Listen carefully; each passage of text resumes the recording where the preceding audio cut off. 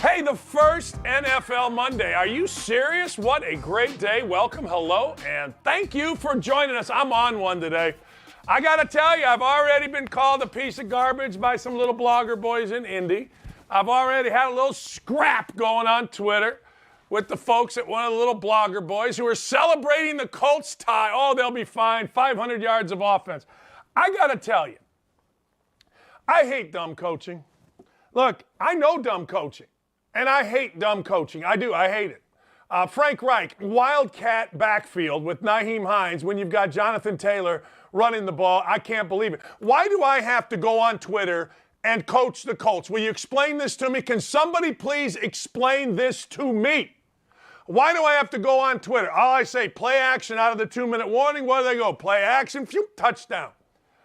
Run the ball. That's not rocket science. That doesn't mean what's wrong? You don't have to have coached to know that. Run the ball. You got Jonathan Taylor. You're on the fort. No, get cute. Hey, how about Cincinnati? Zach Taylor. Well, minute 9 to go, 13, 14 seconds on the play clock. Let's punt. How about Nyheim Hines fielding a punt inside the freaking 6-yard line late in the game? What are you doing? What are we doing?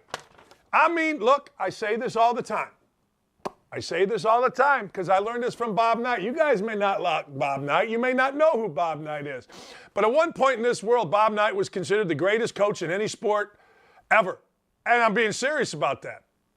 Bob Knight said, victory favors the team making the fewest mistakes. My God, mistakes. And I got to tell you can blame Dak Prescott being hurt, and I know he got hurt. We'll talk about it.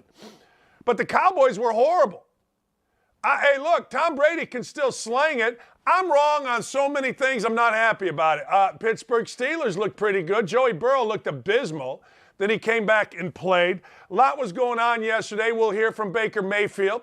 We'll hear from a very upset Arthur Smith in Atlanta about the poor media burying. I wish the media would bury somebody in Indy. We got velvet, peaches, and cream in Indy. Everybody gets mad at me. Like I said, I've already been called a piece of trash. Garbage, yes. I am a piece of garbage. That's me. Yes, I am. When blogger boys call me names, I just accept it. In Indy, I don't know how it is in your city. I don't know. But I know this. In my city, all right, here's the deal. The deal is this. The deal is we love to, we can't even get enough of the culture good, the culture great, the culture the best, the culture fantastic, the culture unbelievable. Oh my God, we can't get enough. Colts stink until proven otherwise. Every team in the NFL is on a prove-it deal. I'm going to get to that, including Belichick coming up here in a minute. I am. I'm going to get to that. I'm going to get to that. I'm going to laugh about it, and we're going to talk about it, Belichick and Brady, because the divorce, holy cow. All right. Hey, some weird stuff this week. Some really, really, really weird stuff. All right. Let's show numero uno. How hammered is this LSU fan? Serious business. What a wreck this guy is. Let's show this guy, I don't know, just kind of sauntering around, just kind of on the field. Look at this guy. He's just on the field. He's just walking on the field. Hey, what's going on, fellas? Can I play? Hey, guys. I do. I get it. What's going on? Hey, you mad at me? What? What'd I do? How hammered is that guy? Now, the cops took him down. They handcuffed him and went away. And I tried today to find anyone anywhere that guy is talking. Like, do you remember this? What did you take? What happened to you? What was going on? I don't know. I don't know, but there he is. He just walked on the field. I got to tell you, in my life, I've seen guys run on the field. I've seen women run on the field. We saw guys run on golf courses. We saw naked dudes running on golf courses. We've seen everything. But I'm not sure I've ever seen a kid just walk onto the field and go, hey, guys, what's going on? What's happening? Look at him. What's happening, fellas? Can I play? No, man, game's on ice. No, man, we got pads. You don't have any pads. How about that? I love these things. How about this guy? These are the sights and sounds from this weekend, ladies and gentlemen. Hey, this guy showed up ready to play, man. This guy coming up here in the Lions uniform, this guy, he showed up ready to play. Some of us show up in jerseys. Some of us tuck our jerseys in. Some of us do whatever. But I got to tell you, it's awesome. It's fantastic. This guy shows up with his wife, walking in the concourse in Detroit, and he's ready. We got that picture? We got that video? This dude is in full uniform. He is ready to play. Look at him, Oracle, cocky. He's ready, man. Pants, helmet, number 49. So I don't know if he's a long snapper, but he's just ready. And oh, by the way, my man Danny Mack got us a little bet, didn't he? He got us a little candy. Yes, he did. Why? What? Well, he told us, take the Lions, take that guy's team right there. Take them 4.5. We did. We won. We won a lot this weekend. I don't know if we won so much on this show. I don't have all the bets. So guys back there, when we recap the bets, if you can find them, I don't know, but I love that. I love it. Hey, look. Everybody in Indy, I don't know about your city, but I love this about Indy. Everybody shows up in uniforms. I think it's awesome. I think it's great. They all show up in uniforms. They're all ready. Everybody's got their blue on. I would love to have the sales concession from one day of Colts uniform. It's awesome, but I don't think I've ever seen anybody showing up in the stands in full uniform. True story, my wife a few years ago, I asked her, what do you want for Christmas? She goes, you know what? I think I want a full Dallas Cowboy uniform, including shoulder pads. She was a Dallas Cowboy fan. I've never seen that. I'm not going to lie. I've never seen it, and I ain't mad about seeing it. I want to see it. I want to continue to see it. We should see it. All right. Baker Mayfield, tough one for Baker Mayfield. Now, that was a tough one. Let's be honest. Going back, let's just think for a second now. Going back from Baker Mayfield, going back to Cleveland, that ain't easy because you have emotions. Yes, the one overriding emotions, I'm going to kick there, you know what? No. There's so many emotions in going back. There just are. You got a bunch of buddies, you got a bunch of dudes, you got a bunch of guys that you played with, that you fought with. 26-24, Baker got beat. A lot of people making a big deal about it. A lot of people I don't make fun of Baker. Baker played his brains out.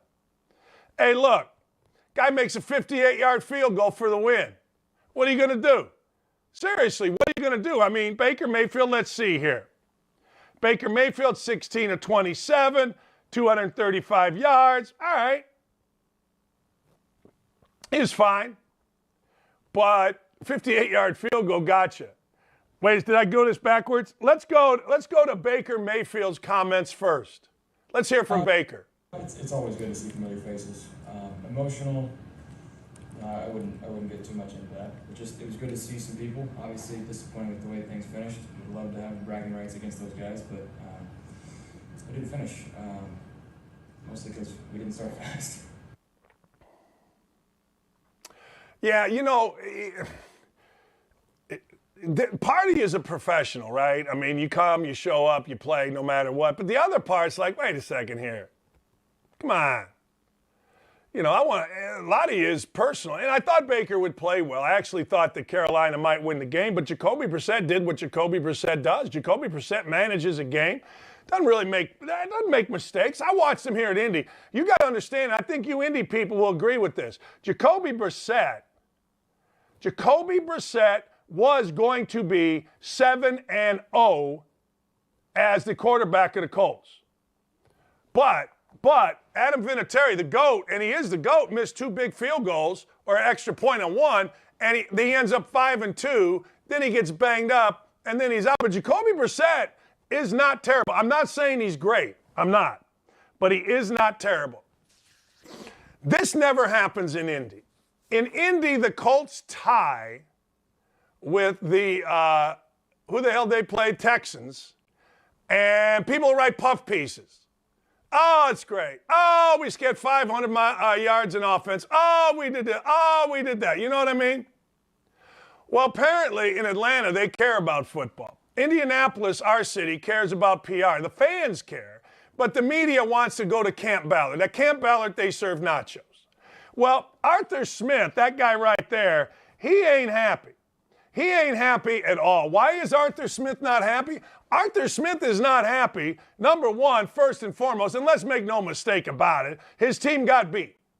His team was winning for most of the game, and then his team got beat. So what happens is you're feeling it after the game. You're feeling 27-26. It was an unbelievable comeback. His team got beat. They feel like they're good. They had a 16-point deficit in the fourth quarter.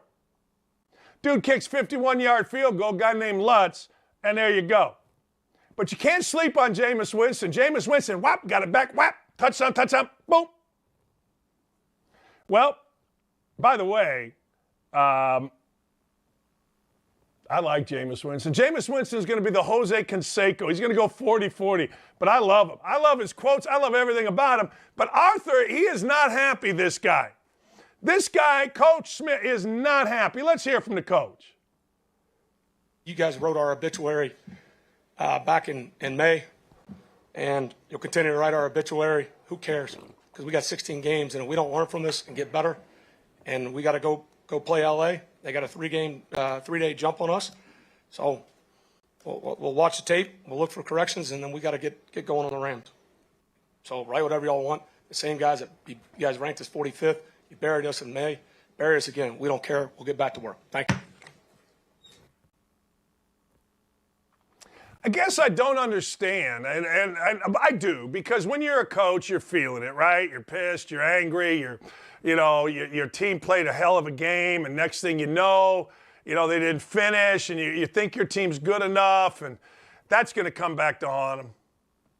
There's wicked, evil people in the media. They can't wait to bring that back on them once they go 0-2, and then 0-3, and 0-4. They do. That's what the media does. That's what they're paid to do. I'm not saying it's bad. I like a media that will not be the PR arm for the team. Nick Wright on Fox said it. Nick Wright said it perfectly.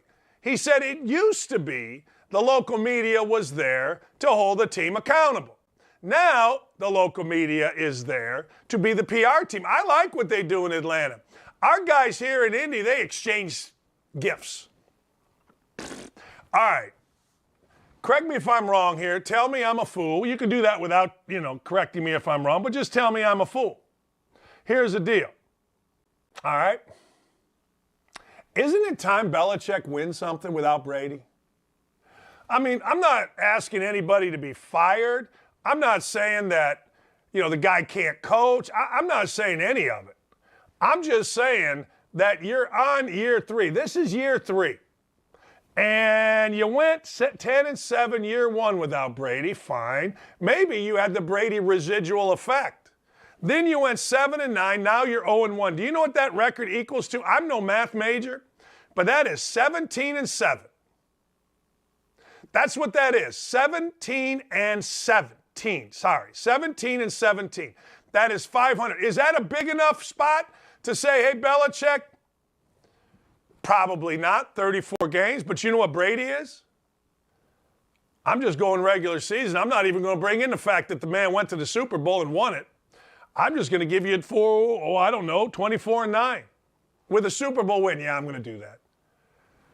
I mean, hey, that was always going to be the thing. It's like in my city of Indy, right? In Indy, I don't care what anybody says. I'm going to compare Carson Wentz, who won yesterday, throw 4 touchdowns, 2 interceptions, with Matt Ryan, who tied yesterday but threw for 350. There's nothing wrong with Matt Ryan. He fumbled a few snaps. Okay, fine, threw a bad interception, but hell, he's not going to be perfect. But Matt Ryan and Carson Wentz is going to be a comparison in my world. Maybe not yours, in mine. Belichick and Brady is always going to be a comparison. And I got to tell you, it's time for Belichick to do some winning now that Mac Jones is out. I sit there and go, well, wait a second. Hold the phone. What are we doing? Like, where are we? Belichick hasn't won squat without Brady. He did the 1 year with Matt Castle, right? Matt Castle jumped, and people always point to that. That was not even this decade. That was so long ago, I may have had hair and real hair, not the swoosh that I do. Ladies and gentlemen, I got to tell you, Belichick, and that smugness, here's the deal with smug press conferences, and I think you all would agree with this. A smug press conference is awesome when you're winning. I'm moving on. Everybody goes to eat. Now it's like, yeah, okay, I don't have time for you. When you're losing, you don't have time for that. When you don't win, and it's only one game, and this is absolutely an overreaction, but it has, ladies and gentlemen, been 17 games. And don't even at me, you Colts fans, or you Colts lovers, or you national media lovers. Don't even at me. Don't even think about it. About saying, well, it's only one game. No, it's been 5 years here. Now we're going on year 3 with Brady and Belichick. You tell me. You tell me. Huh. League comes at you fast. Belichick's the best coach in the history of the league, but every best coach in the history of whatever, well, not every, most stepped down not wanting to step down. Kay did. Roy did. College basketball coaches are getting smart. They're getting older. They understand the game may not be what it was, and we're getting out before we slide. Pretty smart. I'm not saying Belichick should get out. I'm not saying Belichick cannot do it. I'm just saying he needs to start winning at some point. How about the AFC? How about the AFC South? The AFC South did not win a game yesterday. Didn't win a game. Not a game. Zero. Zip. Nothing. Didn't win a game. Now let me explain this to you. The AFC South played itself. Colts and the Texans tied. I got to tell you, watching that game, the Texans were okay, good for a long time. Colts were bad, and then it completely flipped. And then the Texans looked abysmal. I was shocked, and this is not me as a Colts fan. I want the Colts to win every game because it's more interesting in your city. More people listen, more people pay attention in your city, okay, when the Colts or the local team is good. They just do. All right, here's the deal. So the Colts flipped the game. They're going to win. I swear they're going to win. Davis Mills can't find a receiver. The pass rush gets going. Kwity Paye has 2 interceptions or 2 sacks. And next thing you know, boom, Colts can't move the ball. So they end up tying. Jacksonville, they do what Jacksonville does. They played all right, they lost. Don't even tell me. You know what? Maybe I'm wrong. I don't know. But I'm watching Trevor Lawrence, and I'm like, he's good. He's good. Is he Andrew Luck? Is he Peyton Manning? Is he Tom Brady? And that's who he's supposed to be? Yeah, I don't think so. I can't lie. I thought the Texans looked awful second half of the game. Colts looked awful first half of the game. They got what they should have got. Jacksonville looked like Jacksonville, but I got to tell you, Titans fans, I don't know what's wrong with you. Like, I don't know. A lot of people say typical Titans choke. See, I've never really thought the Titans choked. I've always thought the Titans kind of come through. At least that's my feeling when I watch them take on the Colts. I always feel like, hey, they got Mike Vrabel. They're pretty tough. They got out-toughed yesterday. And I got to tell you, I know Brian Daboll went for 2, and people act like that's so rare. That shouldn't be rare, should it? Should it? I mean, should that be rare? I don't think it should be. I think more teams should go. I remember Urban Meyer, first games as coach at Bowling Green. He always went for 2, beat Missouri, beat Northwestern. I love what Daboll did. I did, and I think he's a breath of fresh air doing that. But I also think that more coaches should do that. I also think from a Colts perspective, and there's a lot of Colts talk right now, Colts perspective, you got to be a little bit happy. Why? Well, because you always want cracks. You want cracks in the best team in the division. And make no doubt the best team in the division has been the Titans. So you want cracks. You know, there's not many cracks when you go about the business of Mike Vrabel and his football. Not very many cracks in there. But now with Malik Willis, the way Ryan Tannehill played in the playoffs, an early loss, yeah. I want to see those Willis jerseys out there. I want to get in the head of Tannehill because we got to have the Colts win. But what a awful division. I mean, awful. Ladies and gentlemen, can you stop hating on Patrick Mahomes? I said this the other day. Now, everybody's going to deny it, but I said this the other day. Patrick Mahomes caught more hell in the offseason this year than he had in his entire career combined. Patrick Mahomes, when he was playing behind Alex Smith, was, hey, look at me, guy. Wait till we get Patrick Mahomes. Patrick Mahomes, when he came into the league, took it by storm, won himself a Super Bowl. You know what he became? The Steph Curry of the NFL. Patrick Mahomes led an unbelievable comeback against the Buffalo Bills, and then they didn't get to the Super Bowl. And then you know what everybody started saying? Hey, not that good. Huh? You know what I've been saying? Shut up. Shut up. Are you insane? Patrick Mahomes is not that good? Patrick Mahomes yesterday went 30 of 39, 360 yards, 9.2 average, 5 touchdowns, 0 interceptions. Now, I don't know about you, but that's pretty good. All these guys that are supposed to be good? Okay. Kyler Murray, supposed to be good? Stop with the Patrick Mahomes. I refuse to listen to any of it. I have told you this. I have told you this, and I will continue to tell you this. This guy is the most fun football player maybe ever. Now, I put maybe in there because whenever I say anything about a football player, Walter Payton is always my guy. Always. Start to finish. Always my guy. So, whenever I'm going to say somebody's the best or the most, I always caveat it with Wally P. That was a bad man. But I got to tell you, this guy revolutionized the quarterback position just like Steph Curry revolutionized the point guard position. So stop with the hate on this guy. I don't care if he throws 5 interceptions next week. Stop with the hate. This guy is the boss. Until further notice, yes, Josh Allen looks fantastic. No question about it. But this guy right here, I pay to watch him. I pay to watch Lamar Jackson. Yesterday, my stepson asked me, who's your favorite quarterbacks? Give me your 5 favorites. First 2, Lamar Jackson, because I have this weird affinity for him. I just think he's great. And this guy, I'm not sure anybody else comes close. I get Aaron Rodgers, but Aaron Rodgers looked old yesterday against a very tough Viking defense. All right. I don't know if you saw this. I don't know what you were looking at. I know what I did. Saturday, let me ask you a question. Was Saturday like, man, it was like the first day of the NCAA playoffs, was it not? Yes. Yes. It looked like the first day. Because I'm trying to cook burgers for everybody. I got on this screen, I've got App State gonna beat Texas A&M, and then I had to flip over because I don't have a lot of screens. I don't have like 3 screens. My stepson and I were watching, and then we got Wisconsin getting beat by Washington State. I mean, it was literally like, wait a second, I got to get the True TV. What the hell is True TV? I don't know.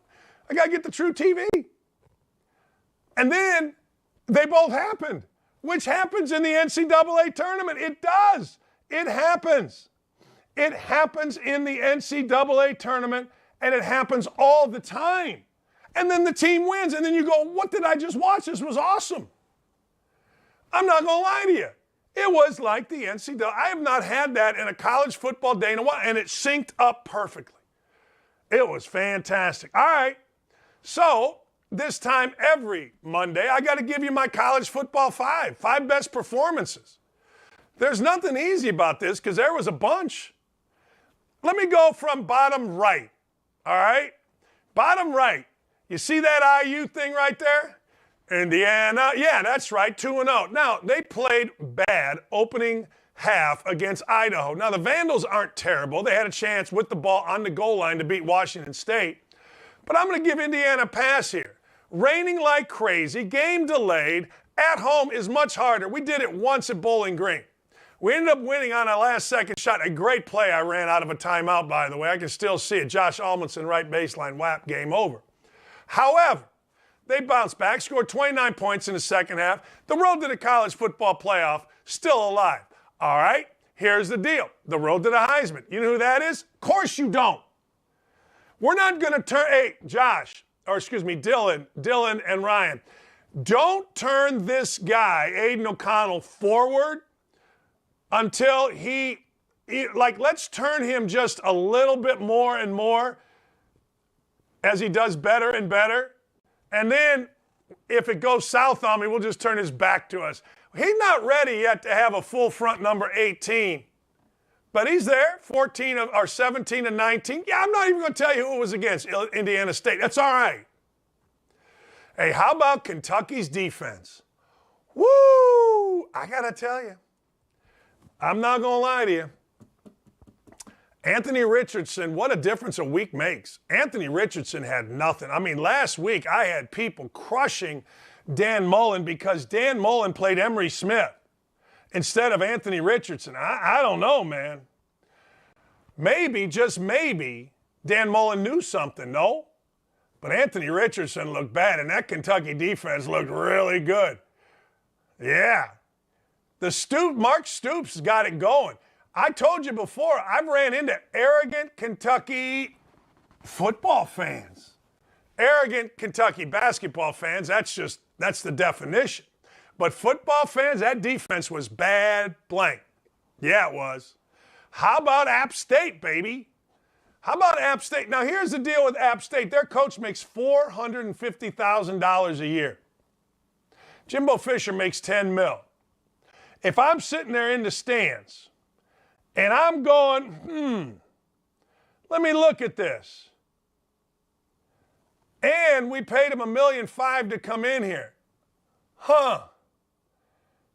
Let me look at this. Woo! And you know what else? In watching that game, and I'm going to say the same thing about Washington State next, who went into Wisconsin and won. I don't know how you viewed it, but both of those teams look just as good as the other. See, in football, you got to sack up and you got to play like a crazy person, right? You just can't knock in 23s in a game and get an upset. You got to battle on every possession. App State coming off a crushing loss where they should have, I thought anyway, beat North Carolina. They couldn't get a 2-point conversion. How about that? How about the toughness in that program? How about you go from losing a heartbreaker, now you got to go on the road to Texas A&M in front of 100,000 and you win the game. Wow. Washington State won, different scenario. They won against Idaho. They made a pick on the goal line, and now they got to go to Wisconsin, where my friend calls them the thick-ankle team, where every thick-ankled guy in Wisconsin wants to play on the line, them and Iowa. Speaking of that, Iowa, my backside. But anyway, Wisconsin ended up looking no different, not being able to overpower what is always supposed to be. Isn't it supposed to be a soft West Coast team? Aren't us in the Midwest supposed to be these rough and tumble guys, and you guys are soft?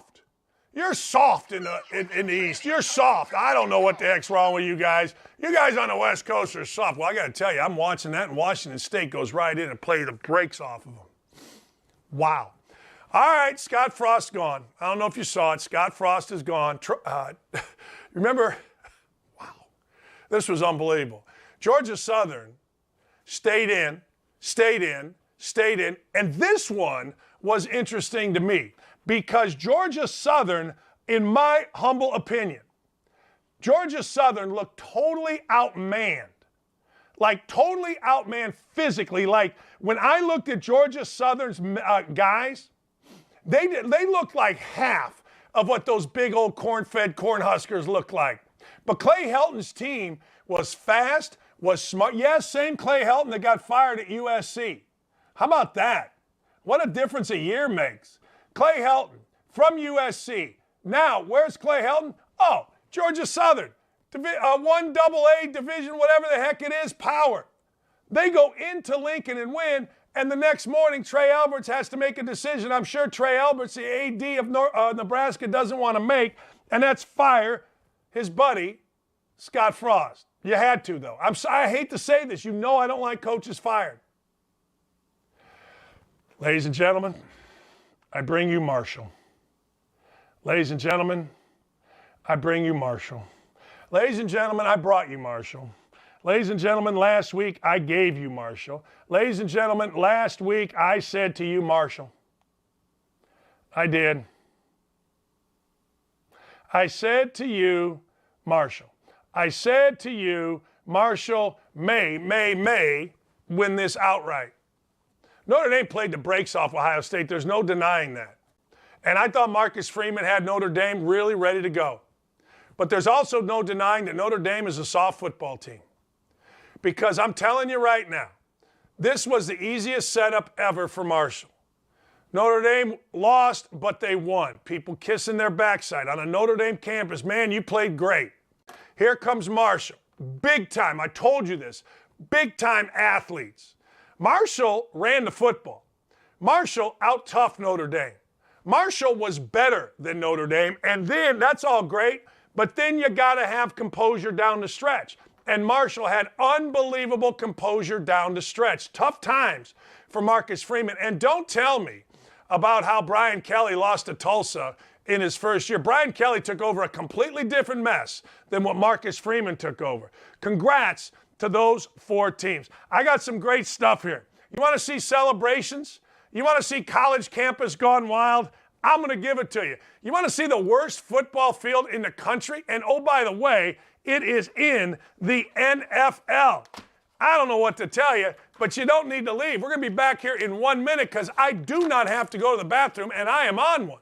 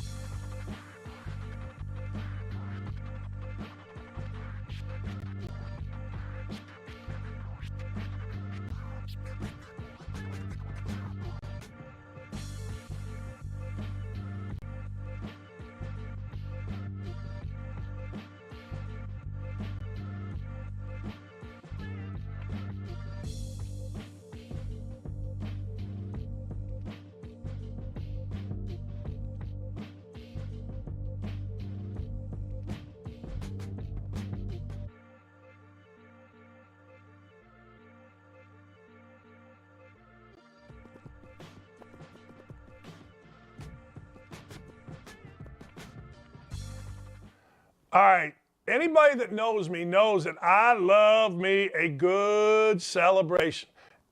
Yeah, I do. I love it. I don't kind of like it. I love it. When you win a game at Indiana, like a big basketball game, everybody runs to the fountain. Like, boom, everybody sprints to the fountain. Like, win a big one. The fountain is the place to be. Guys are jumping around, tops are off, dudes are naked, whatever. I mean, I've never been there, but I've always heard the stories. And I told my daughter when she was at Indiana, I hope you get at least one fountain running game, and she never did. At different school, West Virginia, what do? They like burn couches, right? Isn't that what they do? They burn couches. Well, here's the deal. App State, let's go through a couple of these. Here's the celebration at Appalachian State after they beat number 5, Texas A&M. Here we go.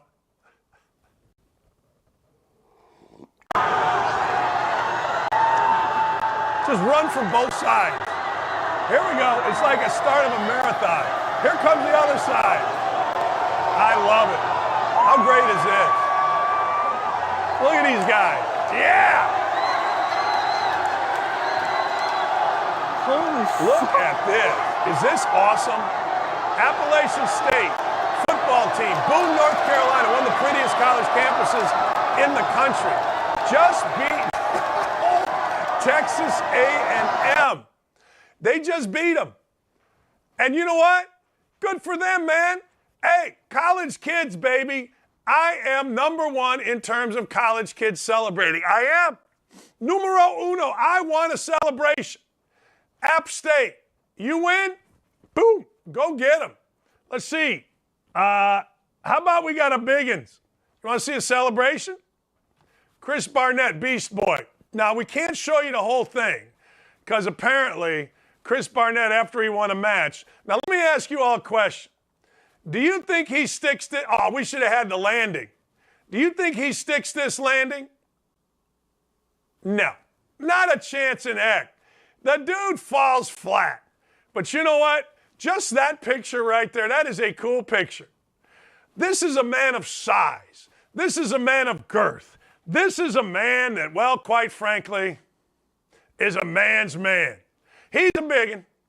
He's a biggin, 350 pounds of biggin. And I like the fact that he decided to do an aerial. That's what we call it. Well, I don't know if that's what we call it, but I heard it in the gymnastics Olympics. He did an aerial. I don't think this ends well for Chris Barnett. Maybe it does. I don't know. But it doesn't seem like it would. I don't know. Maybe. Sure doesn't. All right. Look at this. Soldier Field. You want to know, ladies and gentlemen, you want to know why the Bears won out of Soldier Field? There's a number of reasons. Look at that line. That's an NFL game. Look at that. Do you want to know why the Bears won out of Soldier Field? Do you? I'm going to tell you why the Bears won out of Soldier Field. The Bears won out of Soldier Field because the Bears don't run the field. The Bears don't have the people, well, it's the Parks Department. It's the same people that are lining the softball court, and we play mush ball in Chicago, 16-inch, not 12-inch. No gloves, by the way. It's the same people that are lining the softball coach that the softball fields that you saw in a bout last night. That, ladies and gentlemen, yep, that's Soldier Field. That's what you get. And I don't even want, I wasn't even going to show you the different videos of rain falling down all over people's heads. Now, I wasn't even going to do that. But that's all you need to know. That's an NFL field. You know what they did? They hired a drone. Some guy, hey, man, what are you doing today? You coming home from what? Mother's? Let's go. We need help. You got $15 an hour. You line the field at Soldier Field. What? Yeah. I got another joke that I'm only going to use with a friend of mine because he can take it. It's about him, actually. All right, let's see what goes on at Kentucky when there is a celebration. Does Kentucky just accept and know that they're going to win? Now, remember, before we go to it, remember this. Kentucky fans this year have lost their minds. Yeah, they have. They've gone crazy. They've become arrogant about football. That's right, about football. They have gone absolutely bat blank crazy. They are telling you they're going to win the SEC. They're telling you they're going to be in Atlanta. Don't at me about it. Mark Stoops has his program as the all-time winningest coach. And by the way, congratulations, Coach Stoops, on getting her done. Getting her done. Yeah. He's the all-time winningest coach past Bear Bryant. So Kentucky goes in, plays great defense against Anthony Richardson. Watch the celebration at Kentucky. It involves a little West Virginia.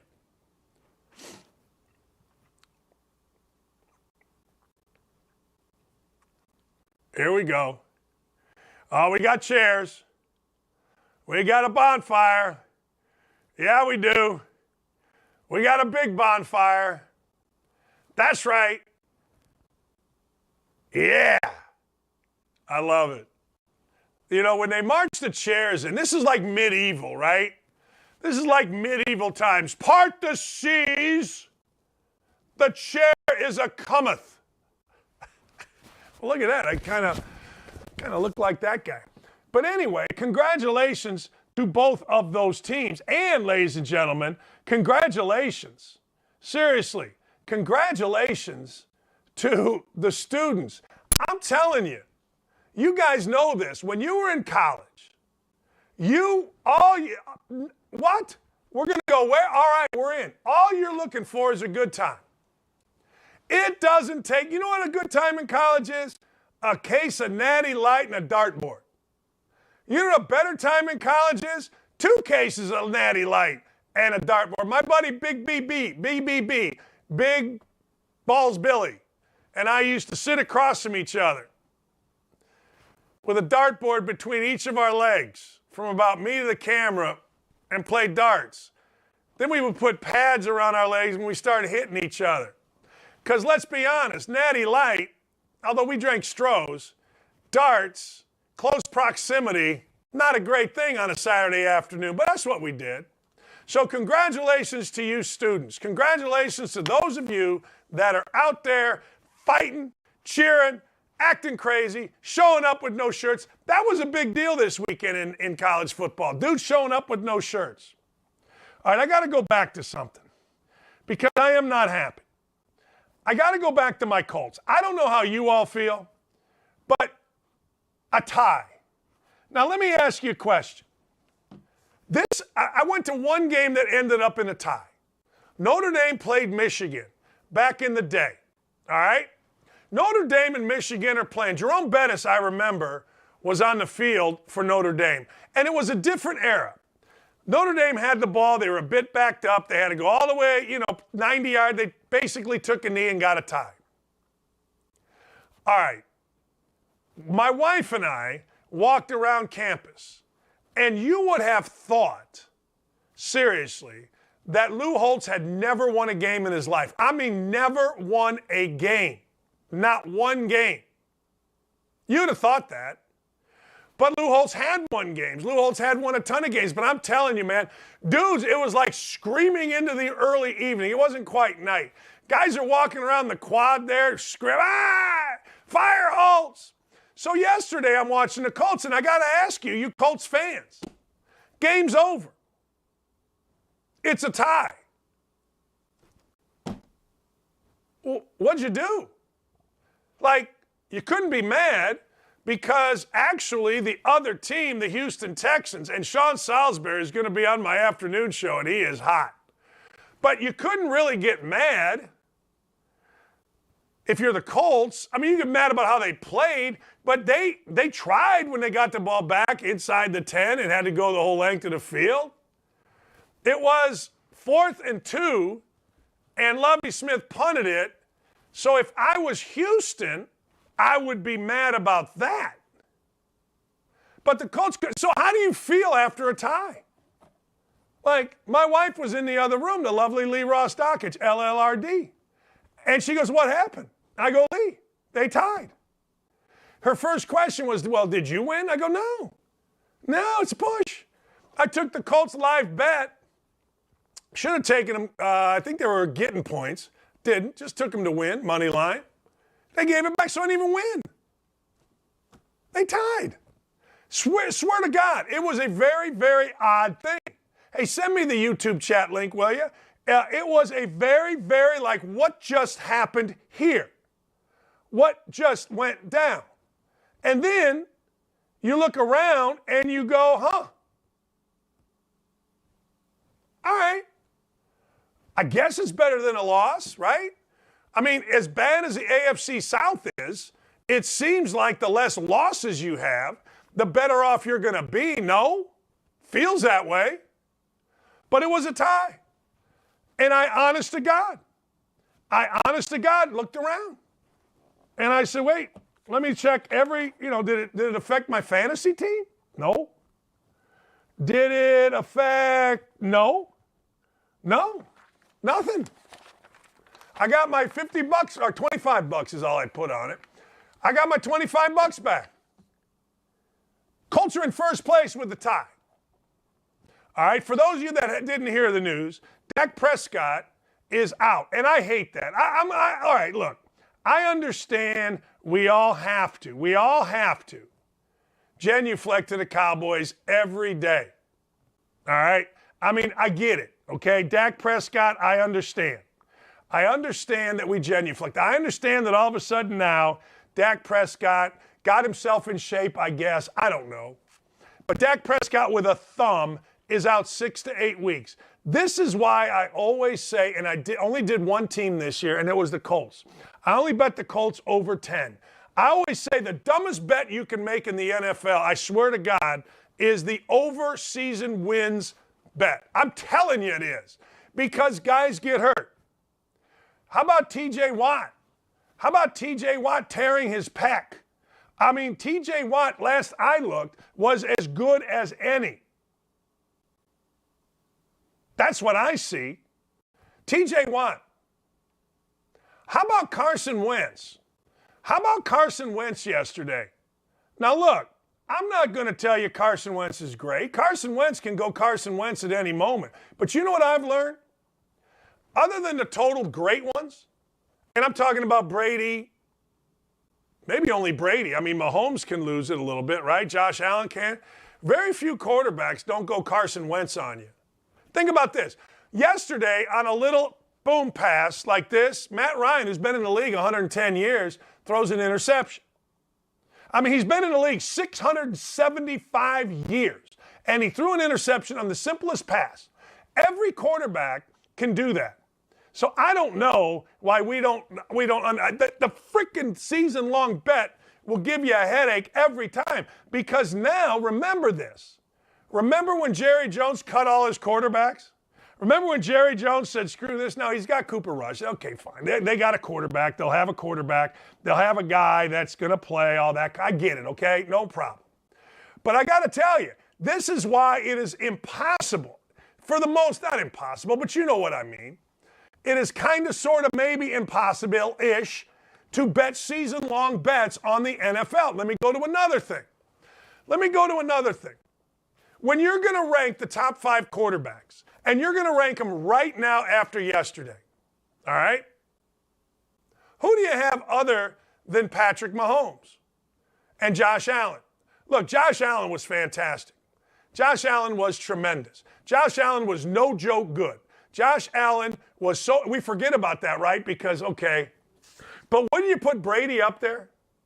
Like, wouldn't you put Brady at least at a point where you're like, hey, a 45-year-old guy is as good as any. I thought Brady, I don't know, he looked every bit as good as who? I don't know, either Davis Mills or Dak Prescott before he got hurt. You know who I would put up there? And I know you guys don't like this, and I'm not sure why. But you know what? You got to give me a little Kirk Cousins. I watched that game. I bet that game. I knew toughness was back in Minnesota when they hired my guy, Ryan Grigson. But I got to tell you, man, 277 yards, 2 touchdowns, no interceptions against Green Bay. I would put Kirk Cousins right up there with anybody. I think Mahomes was by far the best. I think Josh, well, not by far, because we have a tendency to forget the Thursday, right? All right. But I do say this, does anybody throw the football better than Tom Brady? Let me ask you that much. Does anybody stand back there and sling it better than that guy? Now, there are guys with powerful arms. There are guys that can go get it done. I'll give you another guy that I thought was fantastic, and that was Jameis Winston. Jameis Winston was great late. You know what I like about Jameis Winston? Jameis Winston is a guy that has real, not fake, real energy. I mean real energy, true energy. And all of a sudden, his team's getting pounded, right? Atlanta is beating him, 16-point lead. Jameis Winston says, no. Shoot.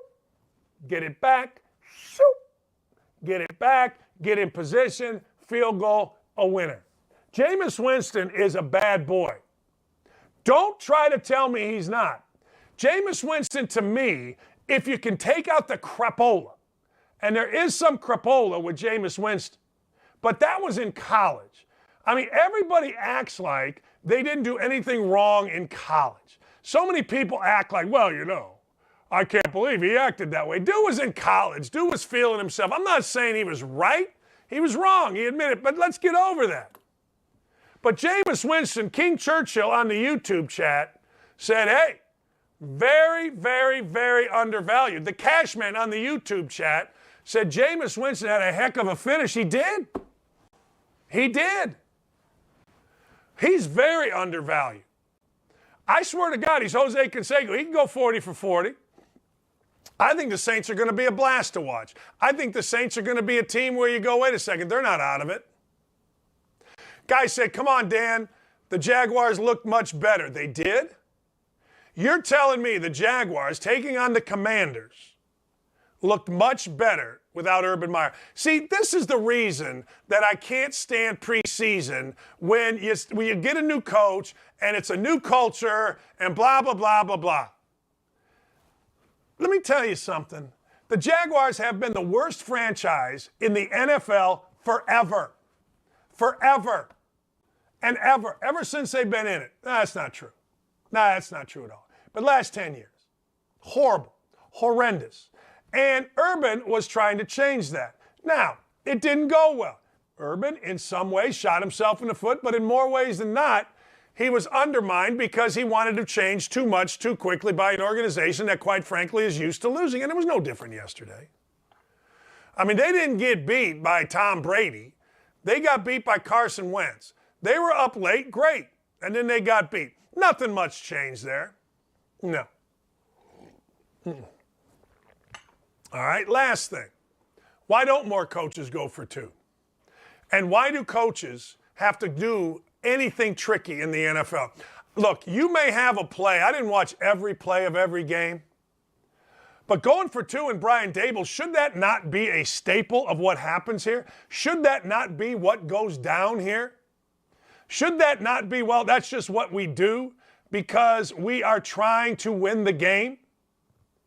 You know what I'm saying? Like, shouldn't that be it? I think that should be it.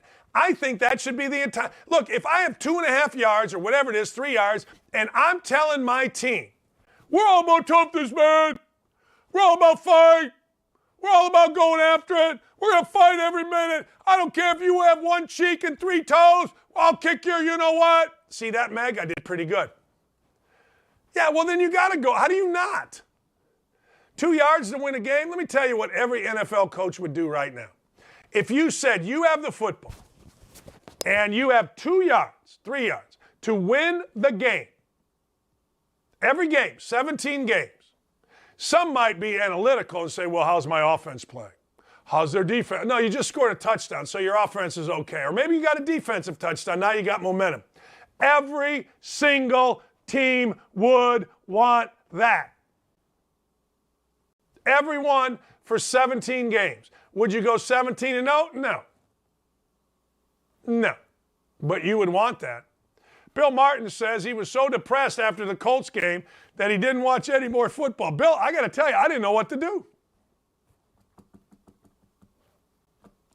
So I came down here and I got on a Peloton. Ty's weird. Ty's very, very weird. But I'm telling you, I don't understand why the 2-point conversion isn't more into play. Brian Dable is being what's the right word? Hailed as a hero. And maybe he should be. Maybe he should be. But I got to tell you, he shouldn't be. It should be the norm. But don't do it out of a wildcat when you got Jonathan Taylor in the backfield. Here's a football. Down, set, hut, fake, give. Down, set, hut, fake, give. Down, set, hut, fake. I mean, fellas, I can't coach it all. Certainly can't bet it all, though I had a monster week. See, my strength, and this is something that I got to figure out. My strength in gambling is in-game. And that's how I made our money. I don't know if you guys have all of our bets. By the way, Tommy Waddle is going to join us from Chicago. WMVP. I got to send him a note because, like me, Waddle is old. And like me, Waddle will forget. And like me, he'll feel really bad. Yeah. And I don't want him to feel bad. Tommy Waddle, former Bear. Tommy Waddle, great radio host on WMVP in Chicago. In the afternoons, Waddle and Sylvie, great show. But you know what? The Colts are in first place. The AFC South stinks. They go to Jacksonville next week. The Colts broke their 9-game opening game losing streak. Yeah, that's right. Yeah, that's right. They broke it. They didn't lose. They didn't lose. No. They did not lose. So by not losing, guess what?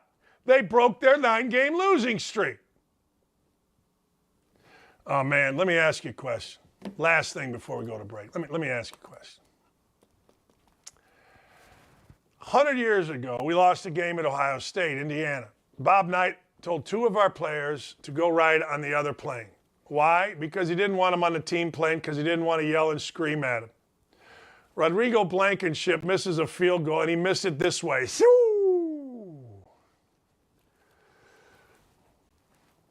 Based on my pedigree, it'd be hard not to leave the Lego guy.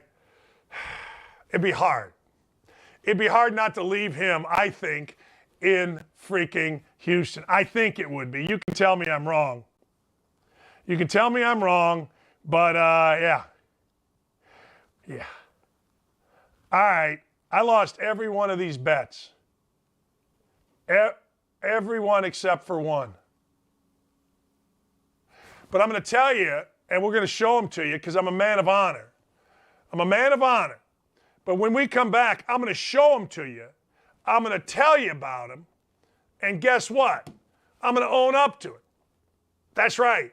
I made, looking back on it, some really stupid bets. Share with me your bets if you would like. Ooh, Sean Black, El Presidente, says, Dan, they still have a winless streak. That is true. This is true. They do still have a winless streak. So which way is it? Did they break the unbeaten streak? Or did they keep the winless streak? Or is it both? I did take Houston in the points, Sean. I did. That's the only one I won. Houston in the points. All right, we come back. We're going to recap what was a god-awful week, at least on the show. And I'm going to tell you, and I got the receipts right here on my Bet Rivers app. Right. Guy says every kicker needs a traveling psychology team. Yeah, they do. But you know what? Sack the hell up, kickers. I'm sacking up next. Share with me your bets.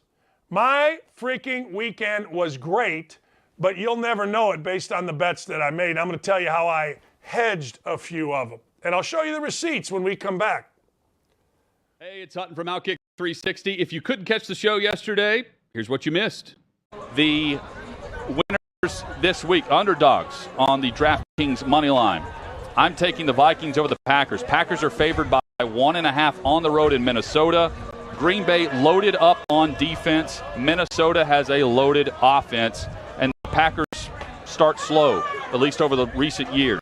Big game for Minnesota. Zadarius Smith, I think he goes off in this game against Minnesota, for Minnesota against Green Bay, his former team from a year ago. And I think the Vikings win the Week 1 matchup. Green Bay has 11 players on their injury report. Minnesota has 1. Jacksonville over the Commanders. Jacksonville has lost 17 straight road games. This ends in Week 1 of 2022. We're discussing the sports topics you care about from every angle. Catch me, Chad Withrow, and Paul Kuharsky each weekday afternoon, 3 to 6 Eastern, right here at Outkick.com. Stay with us on the Outkick Network. Never miss an episode by keeping up to date on Outkick.com, but if you did miss my last show, this is what you missed. The next question for you, and this is one we got repeatedly for you, and I'm interested to hear. Let's play it. Hi, this is Brian Wood from Richmond, Virginia, lifelong Red Sox fan. My question for Curt Schilling is, where is the infamous sock? Is it in Cooperstown? Did Jason Veritek steal it? You still have it hidden somewhere? Thanks. So there were 2 socks, okay? The first one in Yankee Stadium I threw away after the game. Really? Yes. After I peeled it off my leg. And you didn't think maybe I should save this in the moment? No, we just beat the Yankees in Game 6 to go to Game 7. Like, that was not even a thought. But it was also really, really bloody and stuck to my leg You don't want to miss my next show this Monday at 7 p.m. Eastern, and you know I'll have some hot takes and, of course, some final thoughts.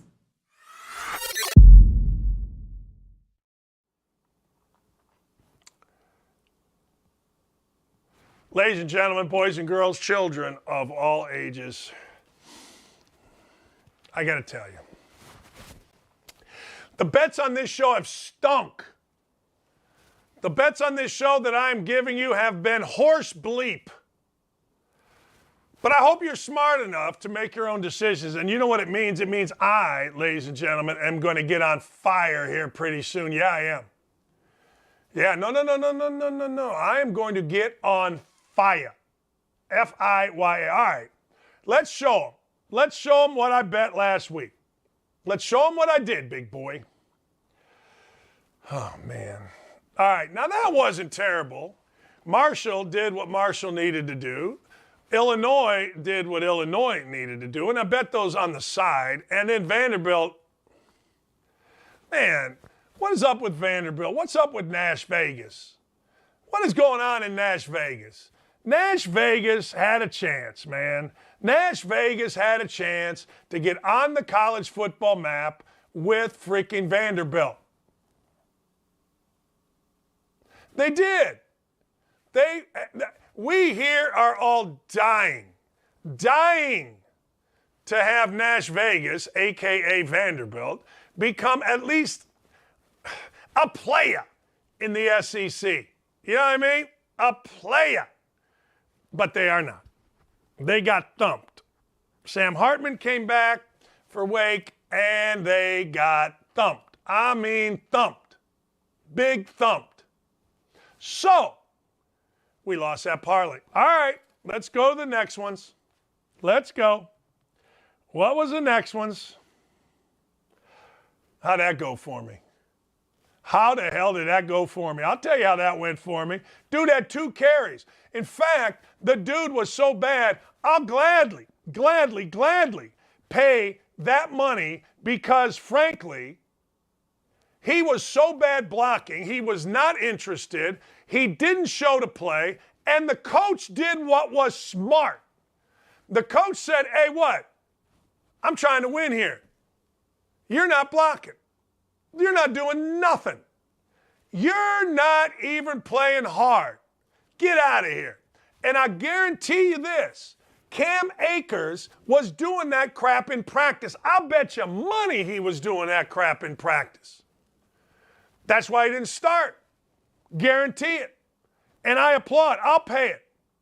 Look, if he were that bad in practice, he didn't deserve to start. He was that bad in the game. There's all kind of clips of Cam Akers not blocking anybody. And if you took him on your fantasy team, by the way, my fantasy team won. I'll get to that in a minute. If you took him on your fantasy team, I got nothing for you. No, seriously, I got nothing for you. No. Because should you play him? Probably. Should you not play him? I don't know. But I know that I did not like this pick. I know that this pick stunk. I know that he stunk. What's next? He didn't deserve to play. Good for Sean McVay. How'd that go? 72-2. 72-2. That's what it was. Yeah. The Rams had no chance in this game. The first drive of the game was glorious. I told you this the other day. If you're a football coach, here's what you do. If you're a football coach, you clip that first drive. You clip the first drive of the Buffalo Bills against the Rams. And I'm telling you right now, that drive, ladies and gentlemen, was glorious. I want to show my team this is how professional football teams come out to play. This is how guys get ready. The Rams had no chance. Zero. Zip. None. And the first drive told it all. Last year, you Colts fans out there, you'll remember the first drive Jacksonville did against the Colts to open the deciding game in the future of Carson Wentz here. Right? That decided the future. All right. Well, guess what? Same thing here. Same thing. Same thing. All right. What's next?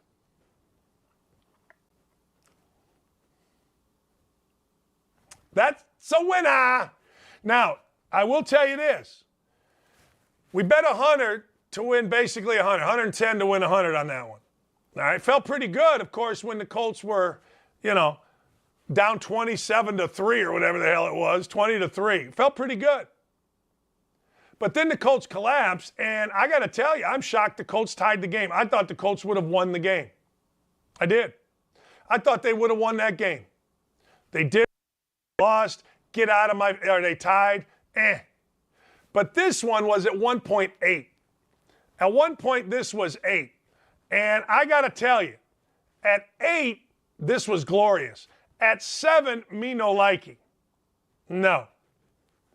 Dylan, we can have that ready here in a little bit. That's interesting. But here's the deal. We want to bet. 1 and 2. What's next, big boy? I'm going to tell you how I made money, though, coming up here in a minute. Yeah, how'd that go? Jeez. See, I knew Florida was a fraud. I did. I'm stupid. This was stupid. This was a really stupid bet. Why was this a stupid bet? Well, to beat Utah, Florida had to do all this stuff. This went against everything I stand for as a bettor. Utah had to do all this stuff. They had to screw it up. Florida had to make plays out the you-know-what. It was awful. How did I make it up? I'll tell you how I made it up. I made that one up by Syracuse minus 23.5 over UConn. That one was easy. So that's how I made that bet up. There's the receipt on it right there. I'm not going to show you my amount in my thing, but there's my receipt on that one. The Q's. You got to stay with me over the weekend. All right? What's next? Afternoon game, I'll show you a brilliant move I made. Yeah, that wasn't even close. What Fields end up with? I didn't even look. Fields was at like 10 yards at halftime, something stupid. It was raining like crazy. I'm going to take a pass. I'm going to say not my fault on that one. He went for 121. I didn't know the weather was going to be this crap. I didn't. No, I won't take that. No. That's why I shouldn't have bet it on this show. But I lost, so I got to take it. What's next? Can't be whining. No whining on this show. All right, I'm going to show you the receipts. That would have pushed, all right? That one would have pushed. But I'm going to show you the receipts because I'm an honest man. We should do this. I should give these before the show. But you know what? I didn't think I'd be this big a whiner. But I am this big a whiner. So I didn't do North Carolina minus 7. I teased it down to 6.5 before the game. I'll give you the receipts here. Why did I tease it down? Well, I teased it down because, frankly, and there it is. See the 6.5? I teased that one down. I didn't like the 7. I had to give 7 on the show, so that ends up being a push. So I'm 1-4-1. All right, what next? Oh, God. You know what? I should be expelled from ever making a bet again. Expelled. Like I should not be allowed to show up on a gambling site and make a bet if you're going to bet Iowa State over. A little backstory. I saw Clay. Clay puts out a Get Rich Kids. And I saw it, and I'm like, you know what? I like it. Iowa can't be this bad. They can't be. Iowa State's got some juice to it. No, they cannot be this bad. They were that bad. Not only were they that bad, the other team was that bad. 10-7. 10-7. 7-0 in the first quarter. I thought to myself, all right, that's at least 28. If we can get a 7-7 second quarter, then we're ahead of the game. Yeah, no. Iowa's best receiver, Charlie Jones, is the leading receiver in the country with Purdue. He wanted to get out of there. Why? Well, because Because they don't throw. They got no offense. All right, I'm going to show you a genius pick, though, that I made. All right, I'm showing you this pick because this was genius. Here's how I made up for that one. I bet $50 to win $100 on a touchdown from Alabama on a possession. I'm watching the game with Jared. We're sitting there, we're watching, and next thing you know, boom! Boom! Touchdown! So that's how I made that back.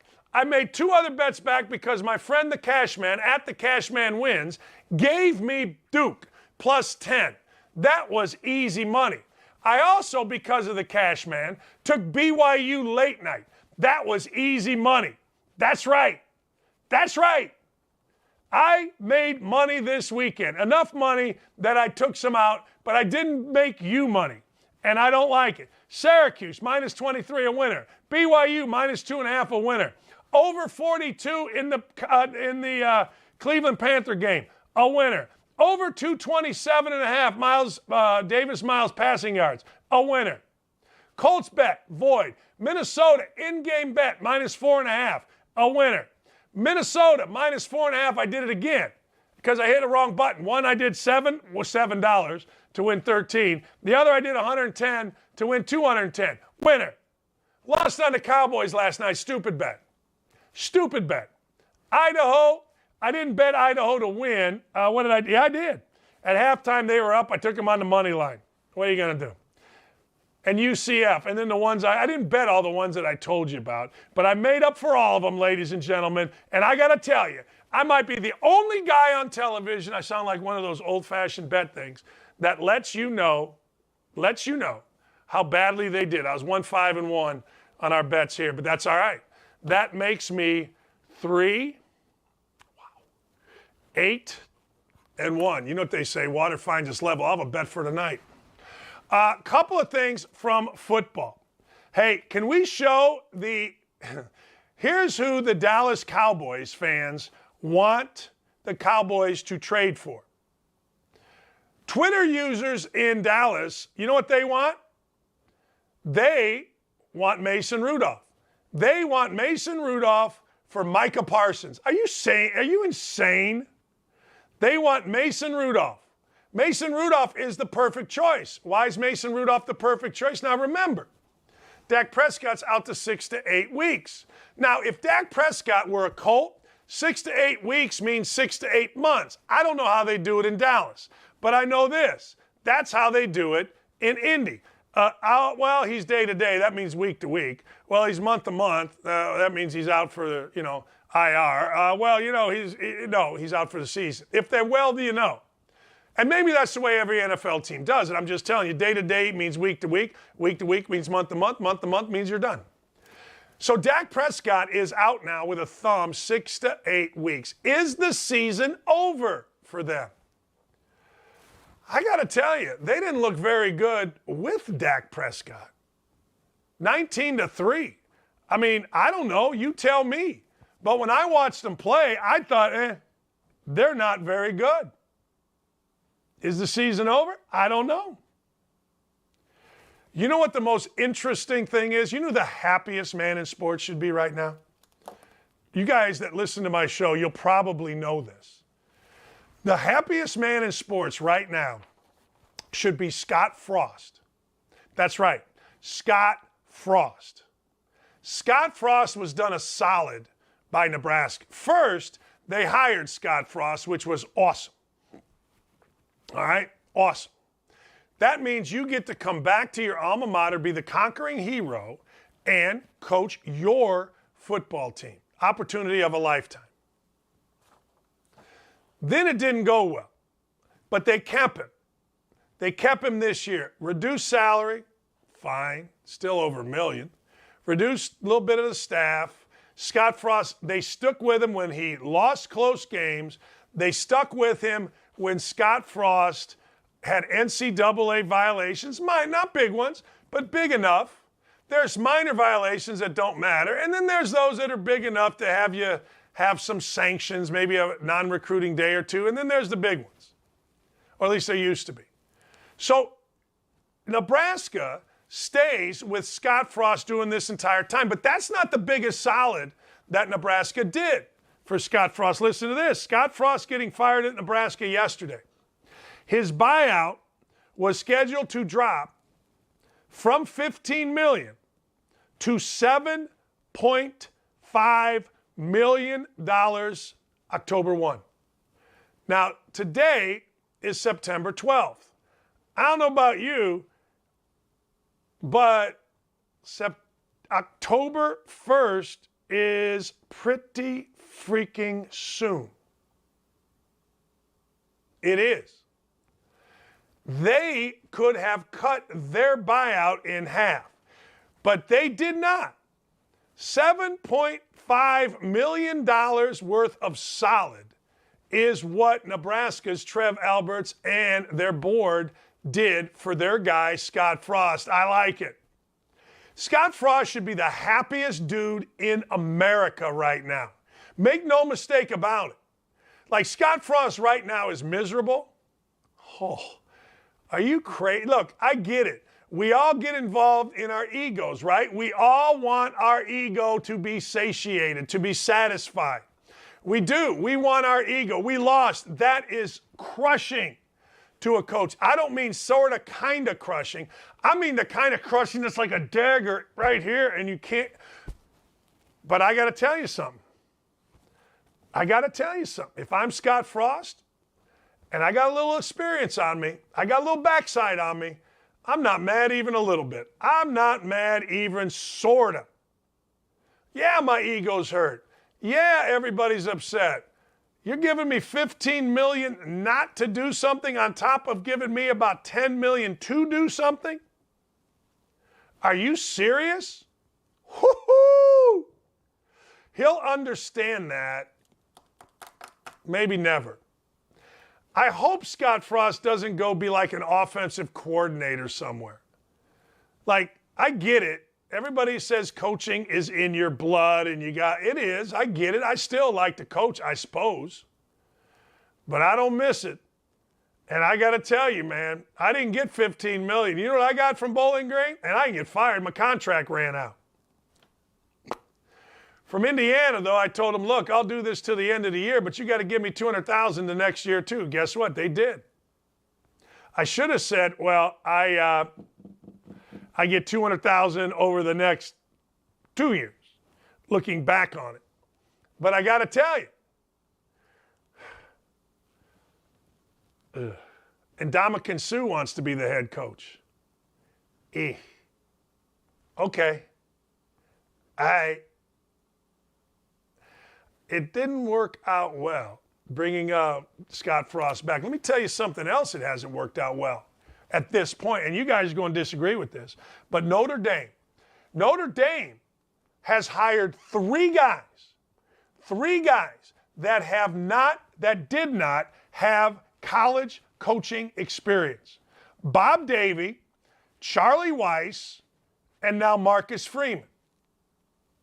That's who they hired. Jack Swarbrick, I don't know if he went out and got these guys on the cheap. I have no idea. Maybe he did, and maybe he didn't. But at Notre Dame, Bob Davie was 35-25. Never won double-digit game. Now, here's the deal, though. I will say this about Bob Davie. Bob Davie took over a bit of a mess, and he did a pretty good job as an interim coach. But Bob Davie had no experience as a head coach, and he was at Notre Dame and went 35-25, which I don't know about you guys, but it just feels like you should be better than that. Charlie Weiss then becomes the coach. You know what Charlie Weiss went? 35-27. So you got 70 and 52. That's good if you're in Indiana. You're crazy. And then you got 0-3, Marcus Freeman.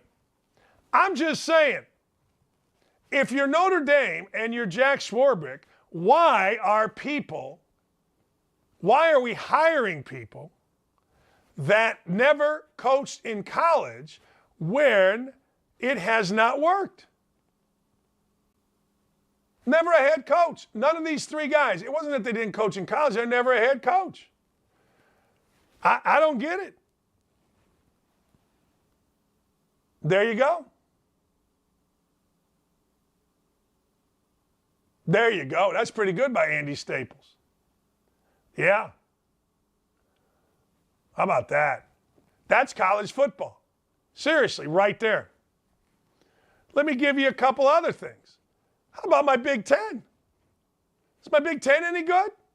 Nebraska, what are you doing? What? How can football schools like Louisville, how can football schools like, I don't know, Kentucky, Louisville stinks, but at least they went down to Central Florida and won. They've had a Heisman Trophy winner. Kentucky just beat freaking Florida at Florida. Why can't my school do any good? That's why I'm all over this. They're 2-0. But why can't they? You know what I'm saying? What? What's up with my school? I thought Indiana was going to lose to Idaho. They didn't, thank goodness. But let me ask you a question. I understand you guys are all out there going, well, you know, Marcus Freeman's a great coach. I'm just telling you, Charlie Weiss, Bob Davie, Marcus Freeman, three guys at Notre Dame. At Notre Dame, ND. Notre Dame should be whether Urban Meyer, Bill Belichick, or Mike Tomlin are going to take the job. That's the level that Notre Dame should be at. Hey, do we want to go with an older guy in Bill Belichick? Do we want to go with Mike Tomlin, be interested? Mike Tomlin's a great football coach. Seems like he's got a bit of a Midwest presence. Notre Dame's always done really well with Pennsylvania players. You imagine Mike Tomlin walking in Chicago or Pennsylvania? Notre Dame's always done great in those two cities. And then Urban Meyer. When you get Urban Meyer, all you're going to do is win. I mean, I'm sorry you don't like him or whatever, but all you're going to do is win. Can you imagine Mike Tomlin walking into a home in Pennsylvania trying to get a kid to come to Notre Dame? Whoo, that's who they should be debating between. Or Bill Belichick walking into a home, or Urban Meyer at Notre Dame. This is who they should be debating about, not Bob Davie, Charlie Weiss, and frickin' Marcus Freeman. I'll give Marcus Freeman a chance. I mean, look, but he showed that being a player's coach ain't the thing, baby. No. There are games that Brian Kelly lost, but Brian Kelly don't lose that one. He don't lose that one. All right? Carlos Alcaraz, he won the U.S. Open and is #1 in the country in the world of tennis at 19 years old. The youngest major winner since Nadal. He's Spanish like Nadal. World's youngest ever. #1. Youngest to win the U.S. Open since 90. When Pete Sampras did it. And if you go back when Sampras was 19, winning the U.S. Open, I got to tell you, Sampras looked like he was 5. Like 5. He did. He absolutely did. And you know what? Good for him. What a career, right? What a career. So, we had a lot going on this weekend.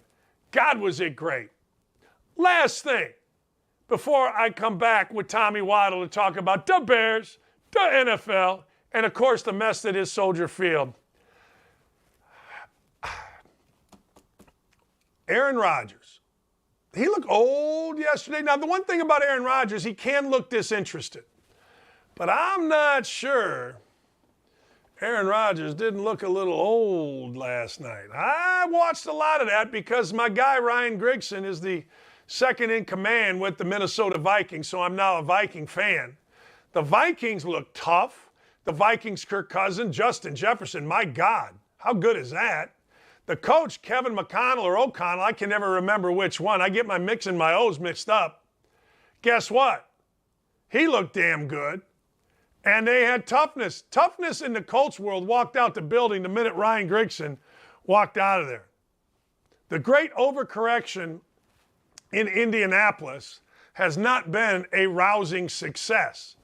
But I'll tell you this much, Minnesota got off to a hell of a start in a division that the great Tom Waddle knows better than anybody. The great Tommy Waddle is hooked up, so we're going to take a quick break and we're going to talk to greatness. Ladies and gentlemen, we are getting ready to talk to the greatest of all time. In the history of Chicago, there is a Mount Rushmore. Les Grobstein. Chet Kopic. Tom Waddle. That's right. Former Bear. Current stud. Be right back with the greatness. Hey, it's Hutton from Outkick 360. If you couldn't catch the show yesterday, here's what you missed. Game number 2, we've talked about it a lot. Tennessee at Pittsburgh. Tennessee currently a 6-point favorite. It was up to as much as 7 at one point this week. Number 24 at number 17. Pat Narduzzi loves to play the role of the underdog, even when he's not really that big of an underdog. He's not that big of an underdog at home in this game, but Tennessee's going up there, at least the way they're talking, with something to prove. After a year ago, they weren't their best in week 2 of the season, and they really found ways to lose a game that was right there for the taking against Kenny Pickett and Jordan Addison and a great Pittsburgh team that won the ACC. Game number 1, boys, the one I think a lot of America will be watching, 7 o'clock Eastern, 6 o'clock Central, Saturday night, Kentucky at Florida. Florida, a 6.5-point favorite. Such a big early season tilt in the SEC East for whoever's going to finish second. We're discussing the sports topics you care about from every angle. Catch me, Chad Withrow, and Paul Kuharski each weekday afternoon, 3 to 6 Eastern, right here at Outkick.com. Stay with us on the Outkick Network. Never miss an episode by keeping up to date on Outkick.com, but if you did miss my last show, this is what you missed. This next and final loser of the week doesn't make me want to wear pants, but rather cover up my arms indefinitely, and you're about to hear why. The good news is you can get both your flu shot and COVID shot at the same time. It's actually a good idea. I really believe this is why God gave us 2 arms, one for the flu shot and the other one for the COVID shot. When I say these hacks view COVID as a religion, this is exactly the kind of crap I'm talking about. God gave us 2 arms for simultaneous vaccines. Are you kidding me, dude? But I'm sure it's the 6th shot that will really save the day. Sure. Not only will I not get a COVID vaccine, I sure as hell will not be getting an annual one. And no, that is not why God gifted me with 2 arms.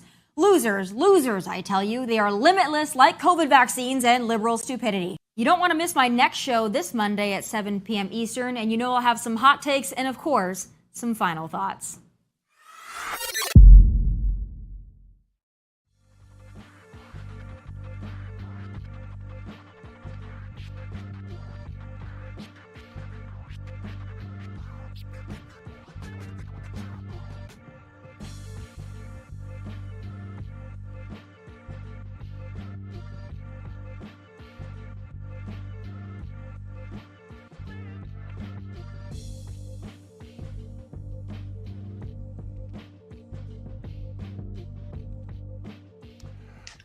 I'm looking up the word stud right now. I'm looking it up, and oh, there's a picture of Tom Waddle.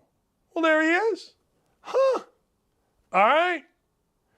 There you go. How are you, my friend? Host at AM 1000, WMVP, former Bear, knows everything. How are you? I'm doing well, Danny. How are you? I don't know everything, and I'm not sure that my picture is next to the word stud in the dictionary, but I'll roll with you for that. Tommy W., I'm an ish guy. I'm close. I maneuver it close. You know what I mean? Not exact, you know. What'd you think of your team in the rain yesterday? They got it done. Eberflus' debut is awesome. Yeah, I gotta tell you, Dan, I think the one thing we saw from this group, and again, it's a young group. They had 11 rookies that were on the active roster yesterday. And I think that if you stack our team up with other teams in the National Football League, at least the ones that are in the better top half of the league, talent-wise, we're not going to stack up. But there's a theme that's been building since day one of training camp here is we're just not going to beat ourselves. Okay, we may not win the talents battle here, but what we're going to do is take care of the football, and we're going to play disciplined ball. And you saw that yesterday. You saw they committed 3 penalties to the 49ers, 9 or 12 penalties for 99 yards. The Bears won the turnover battle. They turned it over once. The 49ers turned it over twice. At the end of the day, the Niners had 300 some yards. We only had 204. We didn't beat ourselves. By we, I mean the Bears. It's hard to break my habit of that. But yeah, I think that Eberflus and Ryan Poles, the new GM, they got a little something going. There will be a grace period. It's all blue skies and sunshine, metaphorically, of course, because yesterday was a monsoon. But I think people are happy with the change that has taken place here in Chicago. I talked to Cappy, I don't know, training camp started. He said there's an energy to it that they haven't seen. There's like a black cloud has been lifted. Does that make sense? Figuratively, of course, because the black cloud was out there yesterday. Yeah, I think there's no doubt, Danny. I mean, you've been in sports all your life. You've coached groups, whether they were veteran groups or they were younger teams. You've played on teams that some years they're veterans and other years they're dominated by youth. And I think this team's dominated by youth. And quite frankly, they don't know any better. So when times get tough, their daubers don't go down. They just know one thing: keep rushing, keep getting after it, keep playing hard, be disciplined. And that's what happened yesterday. They got down early. Offensively, they were a disaster in the first half. They made some halftime adjustments. They never quit. And I think the youth is kind of the reason why there is some enthusiasm with this team. And again, look, do I expect them to go up to Green Bay next Sunday night and beat a Packers team that's licking their wounds after getting throttled by the Vikings? I won't go that far, but I do believe that this team consistently this year will play hard, they'll be disciplined, and they'll be competitive. How, Justin Fields, had nothing in the first half. He played better, but how difficult was it to even move as a player yesterday on the field? How bad was it? Well, if you have speed, it really wasn't great. Those were my quintessential field conditions. Like for me, I was a mutter.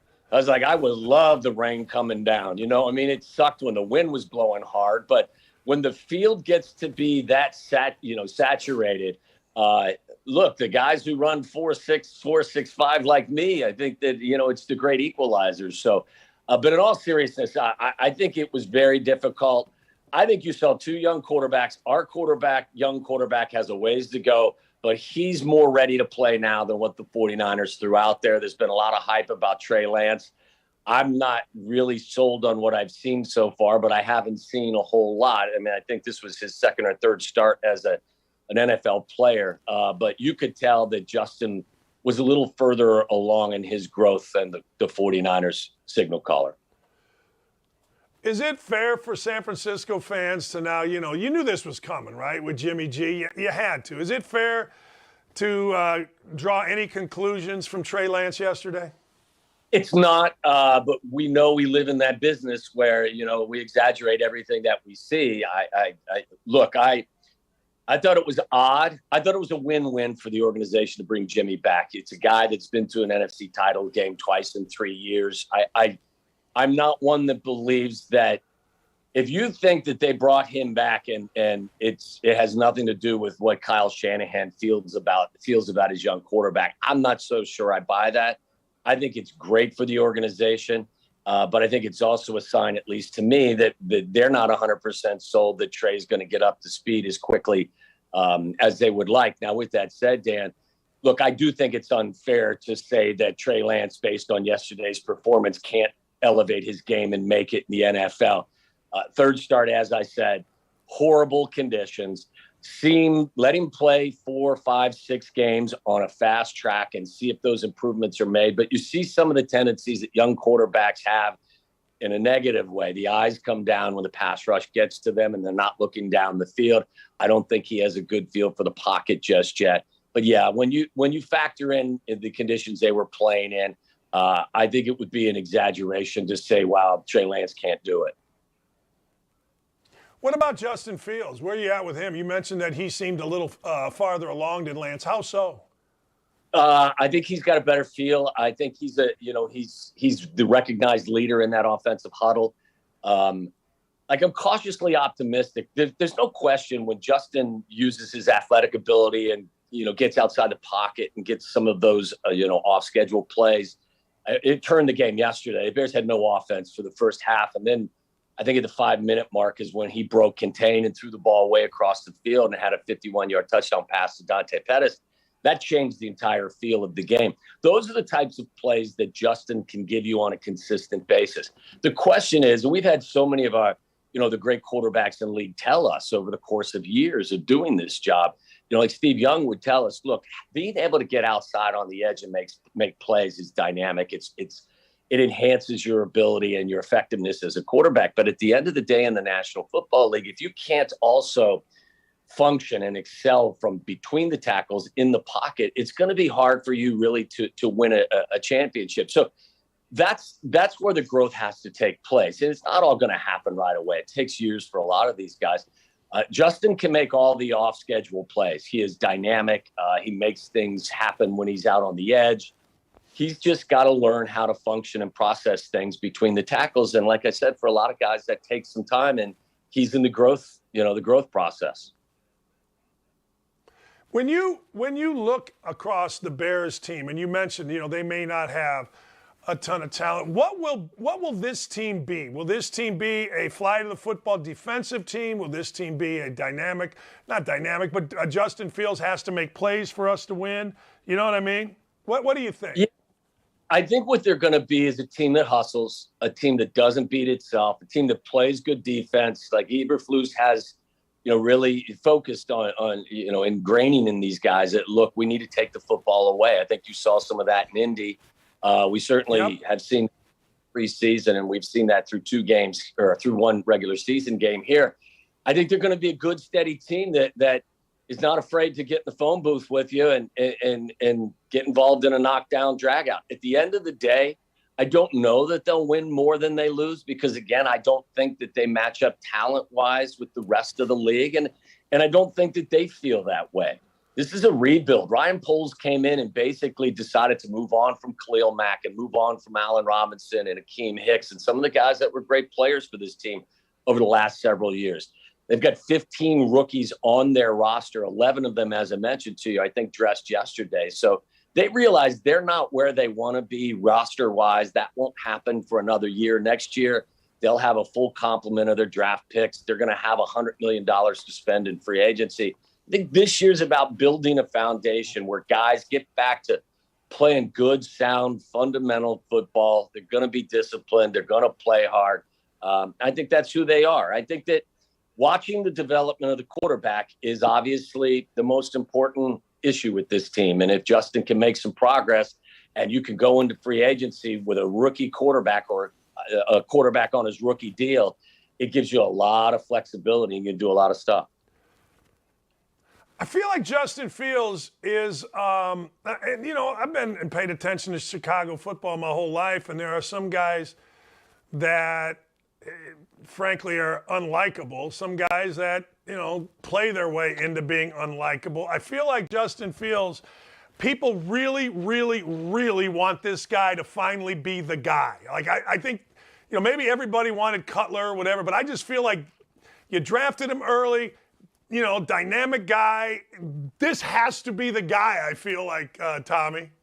Finally. Well, yeah, Danny, it's been, with all due respect to Jay and to Jim McMahon, who had a good run, but Jim's, his career was basically affected, obviously, by all the injuries that he sustained. We really have not had that marquee great quarterback. And I think first and foremost, this city is thirsty for that guy. And I think the fact that Justin is a likable guy and he's a hard worker and he's a leader for this team, and you do see those flash plays and the enormous, athletic ability, I think that there's a lot of optimism in this town, and for good reason.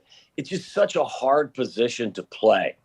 And if you don't have the protection in front of you and you don't have some help around you, there's kind of a ceiling on how good you can play. That's why I think that everyone looks at this season as, build a foundation, a nice base. Let Justin progress and make some improvements in some important areas. And to me, Danny, 2022 is meaningless with regard to the record. And that may sound stupid, and I may be the only football analyst out there that would ever say that. But based on how this team is built, the changes that have taken place, I want them to develop young players. I want them to install, a culture, and I want them to build that foundation. And then, you know what, 2023 is go time. My patience will run thin next year. Next year, they got all of the draft picks back. They got a lot of free agency, cash to spend. And that's when you're going to be expected to win. But right now, I think it's about building that foundation and most importantly, making sure that your quarterback is making progress. Your division, I saw Detroit go for 2 days against the Colts. And if the Colts are supposed to be good, Detroit was the equal, if not more athletic. I watched the Vikings yesterday. I got to tell you, and I know this, you can't say this, but Aaron Rodgers looked old in his weapon. Aaron Rodgers was right about his young receivers because it looked like a mess. What do you think? Where do the Bears fit in here? Well, I'll address the Packers first. We always overreact after the first week of the season. The Bears are going to the Super Bowl. Packers are going 0-17. That's not going to be the case on either front. I'm pretty confident about that. Remember, Danny, the Packers, got boat raced by the Saints in week 1 last year, and things turned out.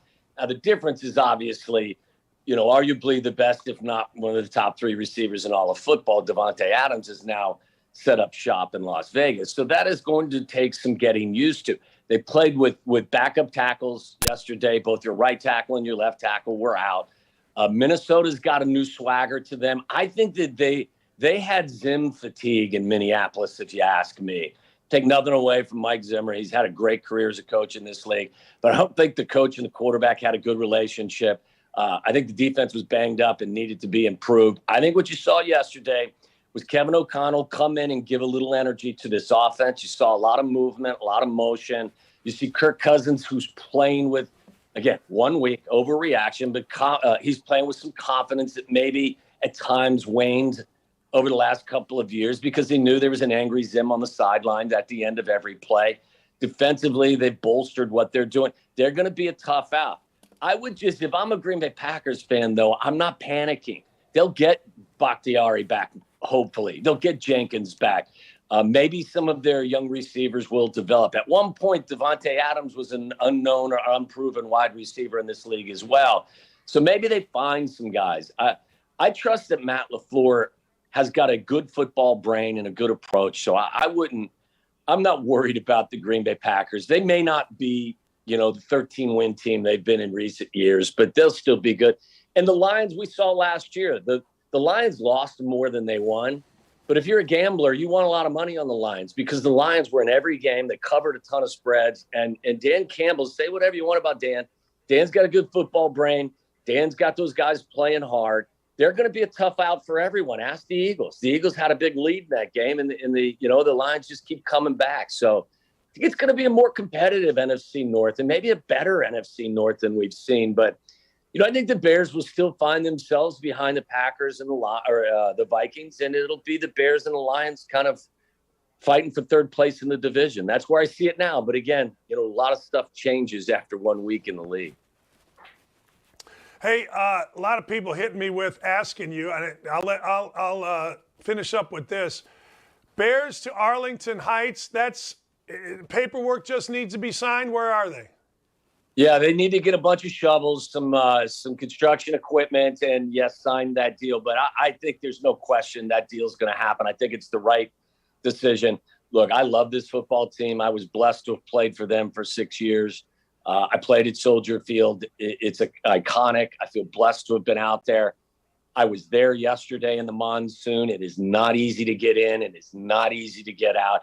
They need the charter franchise needs a building that is representative of this great organization. And I think it'll happen up in Arlington Heights. It'll take some time, but I think it's just a matter of crossing T's, dotting I's, and getting all the construction equipment in line. But I think it'll happen.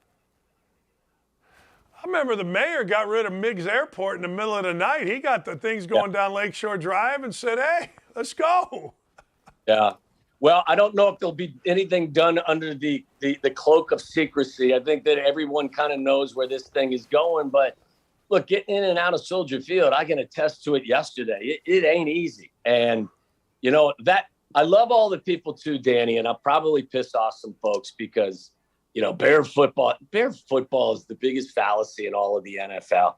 from my perspective, bears hibernate when it's cold and the snow's on the ground. Like, nobody wants to watch a foot. I don't. Okay, maybe I won't say nobody. Nobody wants to watch a football game played in those conditions. What it does is it takes some of the best athletes in the world and it neutralizes their unbelievable athleticism. I don't want Mother Nature to play a role in what I think is the greatest sport on the planet. And I think once you go to Arlington Heights, you put a dome on that thing, we won't have to worry about puddles and all the other nonsense we saw yesterday. They got the same guy lining the field that lines the mush ball place that's 16-inch across the street, man.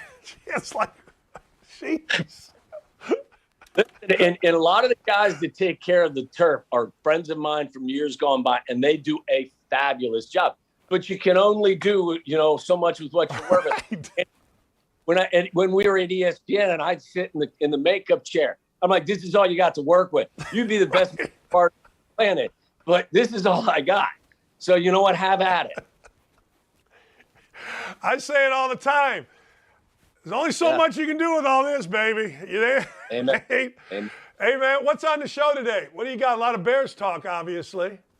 No, we're going to talk White Sox. No, I'm joking. Yeah, of course. We'll break this one down. I think, again, this is one of those games where we most of us thought they would play a close game, but they would probably the 49ers would get the best of them. So it's a victory Monday. We'll have fun with that.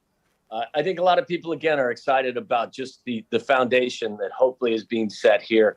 And then we'll spin around the NFL. You know how it is on a Monday. There's nothing better in our business than the Monday after the first week of the season. There's so many people that want to make so many bold statements, and I'm not one of them, but, I think it's cool to hear everybody's, reaction to everything. Yeah, the Colts tied, so we can just open the phone lines and listen for 3.5 hours and go take some Prozac after and try to feel better, man. Yeah, I'm sure you won't have many strong thoughts about what you saw yesterday. Appreciate you, Tommy. Thanks, man. That was great stuff. You got it, Danny. Be well. All right, that's the great Tom Waddle. You can hear him every afternoon on AM 1000 in Chicago, former Bear great, and he and Waddle and Sylvie's a fantastic, fantastic show that I feel honored to have been a part of a couple different times. But look, the Bears have not had a quarterback that anybody gets excited about since Sid Luckman. Like, if you look at the passing records, I think Cutler broke some of them, but I'm telling you, man, Sid Luckman, I think he still has some. Now, I'm old. Sid Luckman was way, way, way before me. Like, that's how inept the Bears have been. And to Tommy's point, if you've ever been to Soldier Field, two things. One, parking is ridiculous. Now, they renovated it in 2002, so that's 20 years ago. And in Chicago, at least my people in Chicago think, well, it was just renovated. No, 20 years ago.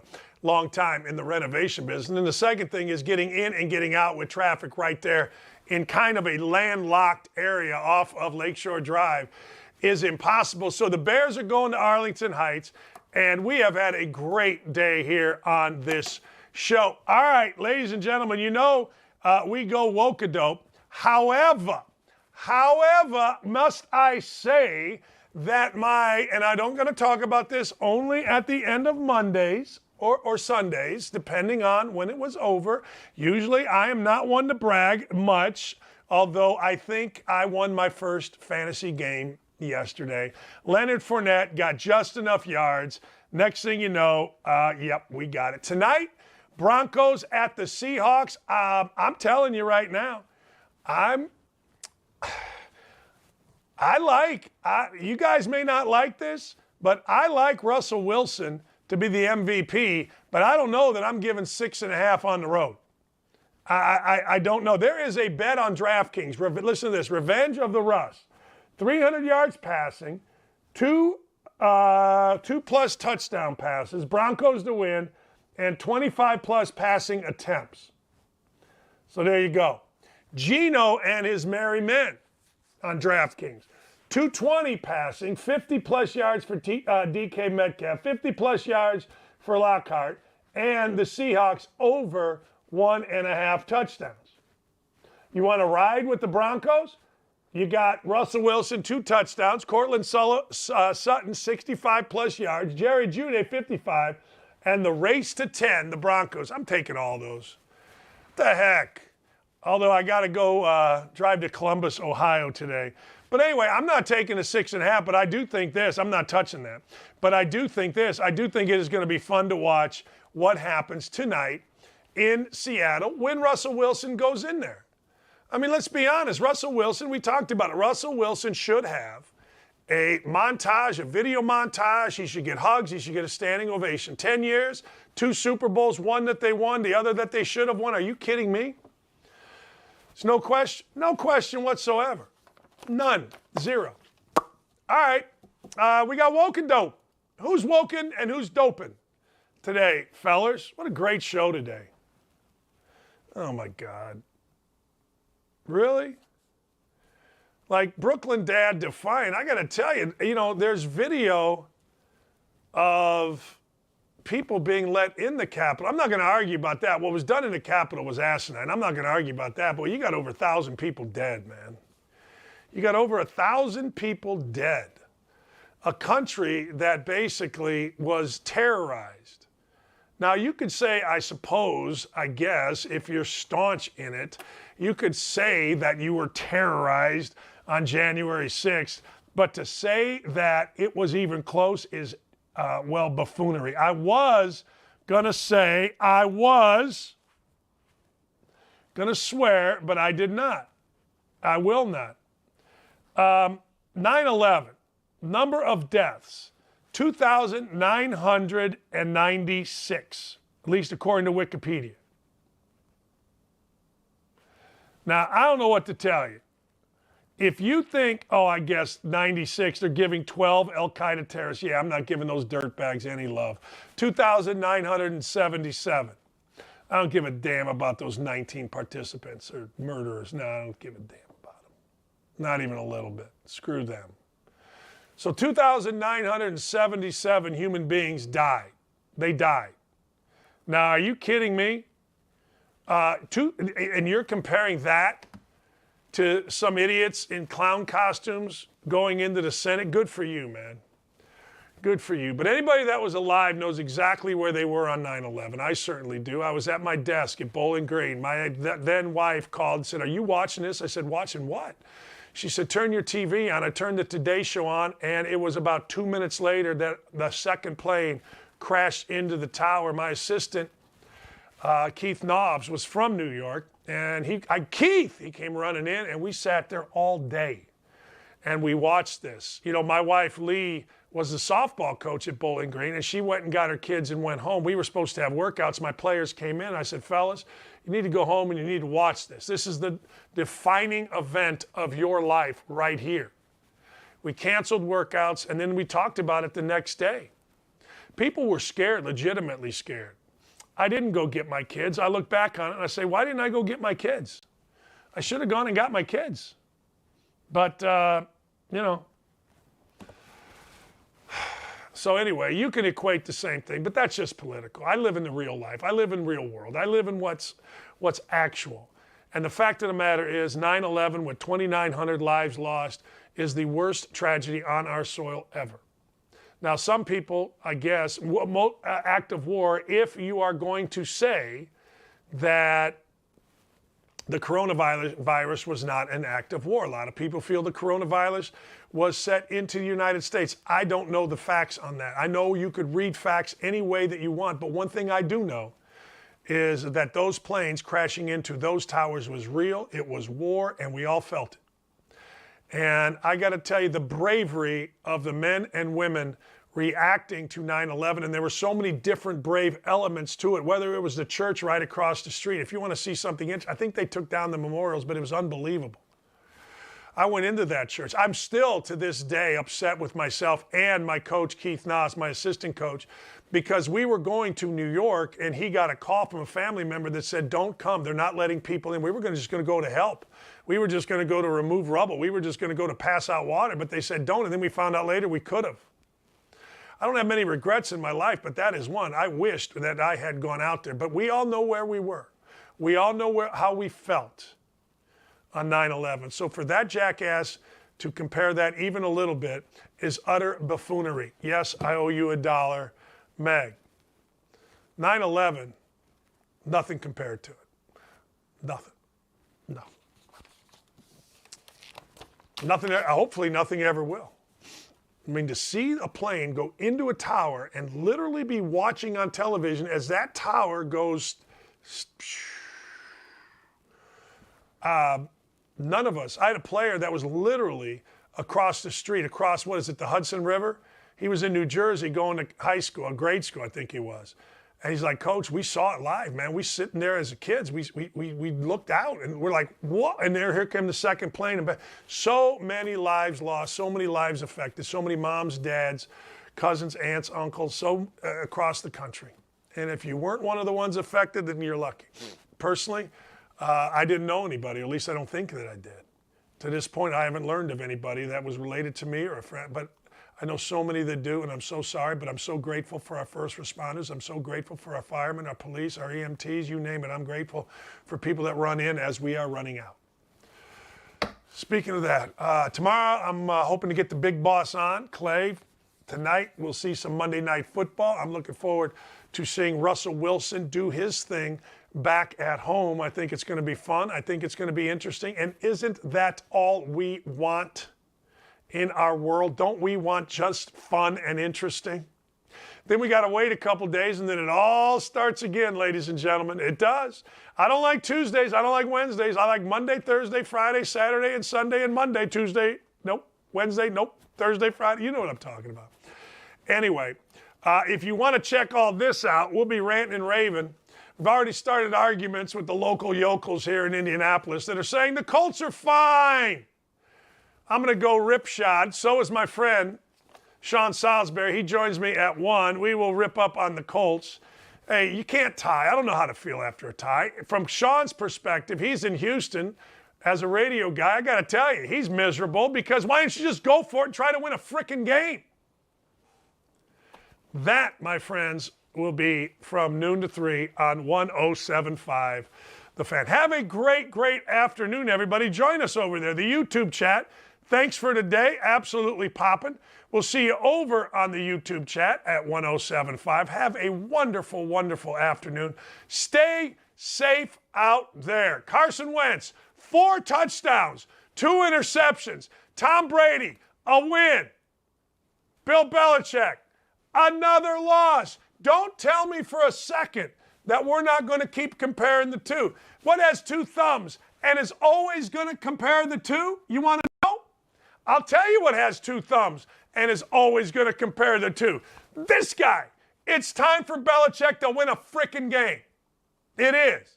It's time for the national media to shut up about Frank Reich and Chris Ballard. It's time for them to win games up.